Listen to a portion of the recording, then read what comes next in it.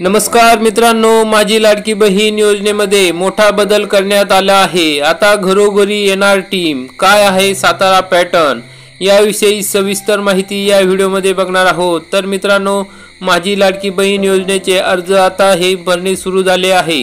या ठिकाणी नारी शक्ती दूत ॲप वरून ऑनलाइन अर्ज करता येणार आहे। तसेच ज्यांना ऑनलाइन अर्ज करता येणार नाही त्यांनी अंगणवाडी केंद्रामध्ये ऑफलाइन असा फॉर्म भरून द्यायचा आहे, अर्ज करायचा आहे। मग आता या ठिकाणी योजनेत मोठा बदल केलेला आहे, घरोघरी टीम येणार आहे। मग सातारा पॅटर्न काय आहे त्याविषयी सविस्तर माहिती या व्हिडिओमध्ये बघणार आहोत। तरी आपण हा व्हिडिओ शेवटपर्यंत बघा आणि चॅनलवरती नवीन असाल तर चॅनलला सबस्क्राइब करून ठेवा, म्हणजे माझी लाडकी बहीण या योजनेविषयी जे नवीन अपडेट येतात ते आपल्याला सर्वात प्रथम आम्ही आपल्यापर्यंत पोहोचू।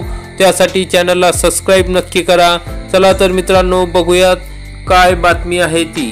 तर माझी लाडकी बहीण योजनेत मोठा बदल, घरोघरी येणार टीम, काय आहे सातारा पॅटर्न, अशा प्रकारचे हे टायटल आहे मित्रांनो।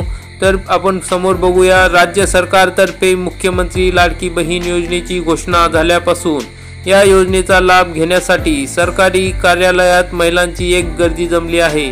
तसेच सरकारी कार्यालयात तलाठी आणि ग्रामसेवकांमार्फत महिलांची आर्थिक लूट होत असल्याचे प्रकार समोर आले आहे।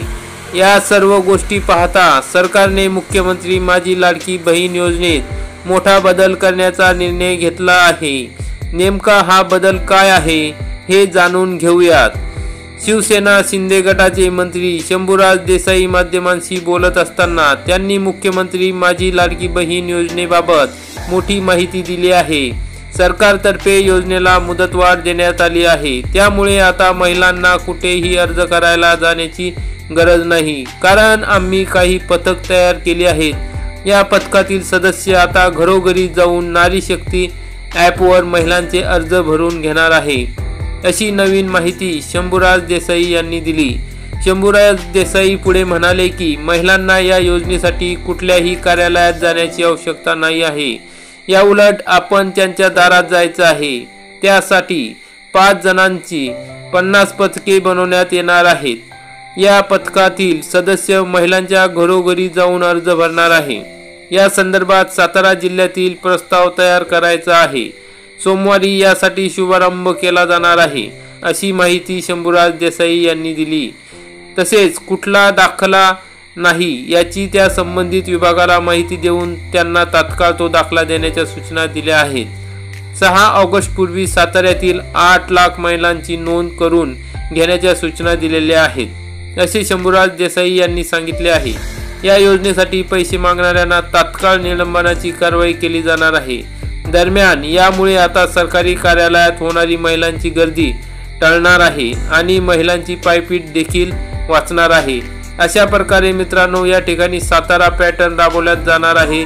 आपल्या घरी येऊन या ठिकाणी हा अर्ज भरून घेतला जाणार आहे।